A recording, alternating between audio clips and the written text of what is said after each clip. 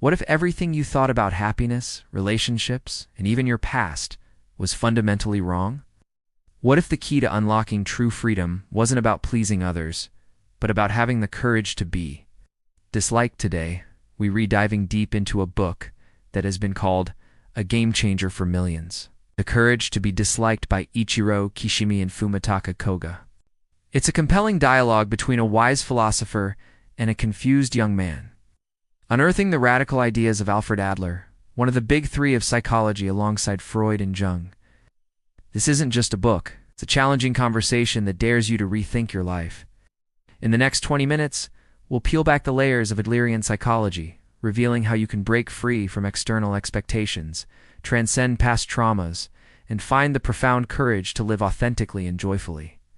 Get ready for some mind-bending insights. The book's central premise is radical. We are not determined by our past experiences. This is a direct challenge to the Freudian idea that trauma dictates our present, Adler says. No experience is in itself a cause of our success or failure. We do not suffer from the shock of our experiences. What we suffer from is the shock of deciding to do something about them. He argues that we choose our lifestyle, our personality, and our emotional responses, even if unconsciously. To this means you are not a victim of your circumstances. You have the power to change at any moment. That's a huge, liberating, and sometimes terrifying idea, right? This concept forms the bedrock of the entire book. We'll explore how this fundamental shift in perspective can set you free from the chains of your past and external expectations. Let's break down Adler's core insights, starting with the goal of all problems. Adler famously declares, "All problems are interpersonal relationship problems." Think about that. Even your own anxieties, your sense of inadequacy, often stem from a desire for recognition or a fear of judgment from others. If you could exist without any relationships, you would have no problems. This isn't to say relationships are bad. They're fundamental. But the book argues that true freedom comes from understanding and implementing the concept of separating tasks. This is a game changer for reducing stress and resentment. 3. Whose task is it? Is it your task to make someone like you, or is it their task to like you? Is it your task to study hard, or your parents' task to give you good grades? The moment you realize whose task something truly is, you can stop interfering where you shouldn't, and let go of anxiety about things outside your control. For example, you can offer help, but it's the other person's task to accept it. You can present your ideas, but it's the other person's task to agree. When you separate tasks, you realize you have control over your own actions and reactions, not over others' perceptions or feelings. This is where the courage to be disliked truly comes into play. Adler introduces the concept of the pursuit of superiority. This isn't about being superior to others in a negative sense. It's our innate drive to improve, to move forward, to become better than our past selves. It's about self-development and growth. Problems arise when this pursuit turns into competition with others.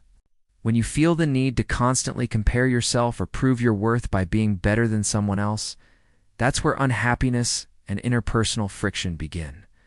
This leads us to the idea of the inferiority complex. Adler argues that inferiority feelings are normal. We all feel them when we compare ourselves to ideals. But an inferiority complex is a self-made excuse to avoid challenges, to say I can't do it because I'm not good enough. When in reality, it's just fear of failure preventing action. The book pushes us to stop comparing ourselves horizontally to others and instead focus on our vertical journey of self-improvement. Your value isn't determined by how you rank against someone else. It's inherent. And recognizing this is a huge step towards genuine self-acceptance and freedom. If all problems are interpersonal, then the solution lies in healthy relationships. Adler's answer is community feeling. This is the idea that true happiness comes from feeling that you belong, that you are part of a community, and that you are contributing to it. 5. It's about moving beyond self-absorption and seeing yourself as a valuable member of a larger whole. 6. When you shift your focus from what can I get to how can I contribute, your problems often diminish because you're no longer battling for recognition or fearing judgment. This leads to the concept of horizontal relationships. Many of our relationships are hierarchical: boss-employee, parent-child, teacher-student. 7. Adler argues that true, healthy relationships should be horizontal, based on mutual respect and equality, not dominance or subordination. 8. This means seeing others as fellow human beings on an equal footing, even if they have different roles. It's about respecting their tasks and not interfering, and expecting the same respect in return. When you cultivate horizontal relationships, you foster genuine connection, not competition or power struggles. 9. So, how do we find true self-worth? Not through seeking approval, but through contribution. The book states, "The feeling of contribution to others is the true source of happiness. When we feel that we are useful to others, we can accept ourselves as valuable. You don't need a medal or a thank you. The joy is in the act itself. This is not about sacrifice. It's about seeing value in your existence through your impact on others. It's an internal validation, not an external one." Well, and it's this internal validation that gives you the courage to finally embrace the book. Title: The Courage to be Disliked. This is the ultimate freedom. It means living your life according to your own principles, pursuing your own happiness, and knowing that it's okay if not everyone approves. It's about being free from the reward and punishment system of external validation. If you're not living for others' approval, you are truly free. This doesn't mean being selfish or uncaring. It means making a conscious choice to live your life on your terms and accepting that some people might not understand or like that. Their judgment is their task, not yours. Your task is to live authentically. The core ideas of the courage to be disliked are truly revolutionary. They challenge us to believe that our past doesn't define us, understand that all problems are interpersonal, and learn to separate tasks. 10. Shift from vertical to horizontal relationships. 11. Find true worth in contribution, not external approval. And finally, have the profound courage to be disliked, living authentically for ourselves. This book isn't easy reading. It forces you to confront uncomfortable truths about yourself and your relationships. But the freedom and peace it offers are immense. It's a philosophy of self-acceptance, responsibility, and genuine liberation. If this summary has sparked a fire within you, if you're ready to break free from external chains and live a life of true happiness and contribution, then here's your call to action. 1. Get the book. I can't recommend The Courage to be Disliked enough.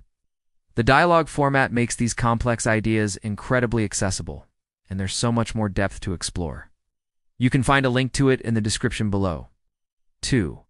Practice task separation. Pick one relationship or situation where you're feeling stressed by others' expectations and actively try to separate tasks today. Whose problem is it?